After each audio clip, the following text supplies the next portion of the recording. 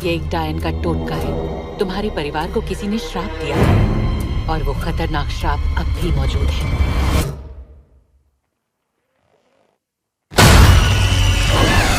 तो गाइस यार, कल रात मैंने एक ऐसी डरावनी हॉरर मूवी देखी जिसे देखने के बाद लिटरली मैं पूरी रात तक नहीं सो पाया। तो मैंने सोचा क्यों ना आप लोगों के साथ भी उस मूवी को शेयर किया जाए। साथ ही आपको हॉलीवुड की एक नहीं दो नहीं लेकिन टॉप 15 बेस्ट हॉरर मूवीज के बारे में भी बताने वाला हूँ, जो कि आपको अभी के टाइम पे हाई क्वालिटी हिंदी डबिंग के साथ देखने को मिल जाएगी। लेकिन वीडियो शुरू करने से पहले अगर आप हमारी चैनल पे नए हो और अगर आपने अभी तक हमारी चैनल को सब्सक्राइब नहीं किया तो मेक श्योर आप यार हमारी चैनल को सब्सक्राइब करके पास में जो बेल आइकन है उसे ऑन करके ऑल पे सेट जरूर करना, ताकि हमारी हर नई वीडियो का नोटिफिकेशन आप सभी लोगों के पास सबसे पहले पहुंच सके।